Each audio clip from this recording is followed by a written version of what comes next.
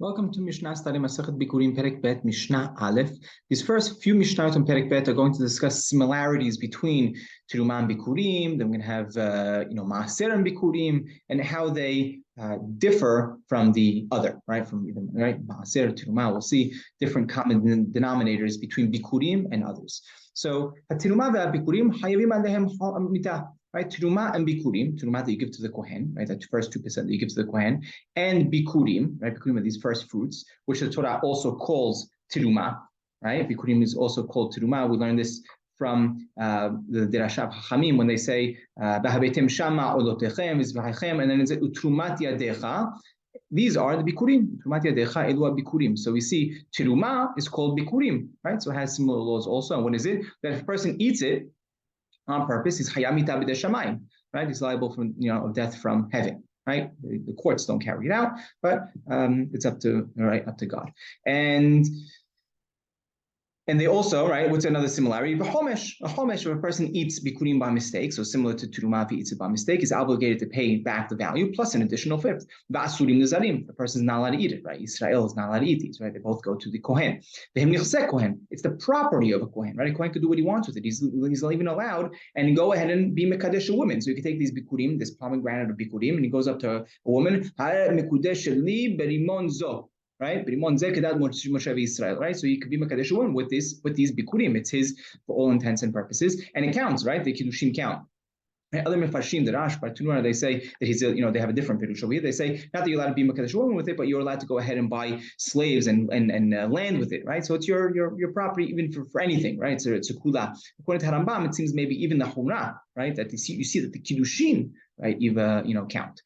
If they get mixed in with something, they're ole in 1 in 100, as we mentioned. So Bikurim also have that same law. If a person wants to go ahead and eat Teruma or Bikurim, he needs to do Netilat Yadayim first.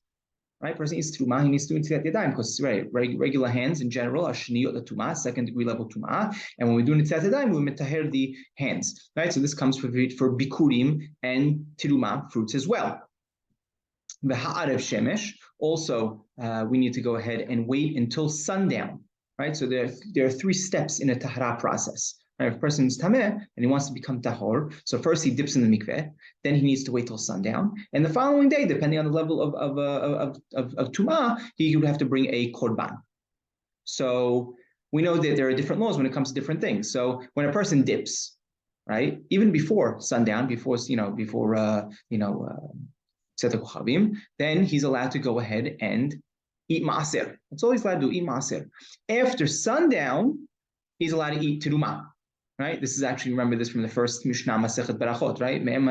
Right? When could you read Kriyat Shema in Arabin? Misha'ah she'kohanim nichnasim le'echol b'terumatan, right? Which is from Tzedek Kochavim.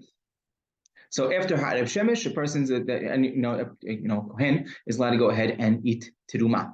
Right? And then the last category is when he brings the korban the next day, then he's allowed to eat korbanot. Right? So maaser, you're allowed to eat after you dip. Teruma, you're allowed to eat after ha'arev shemesh, right? Tzedek kochavim. And the korbanot, you're allowed to eat the following day after you bring your korban. So teruma and bikurim are similar in the sense that you need to wait until ha'arev shemesh, until you go ahead and you could eat them. These are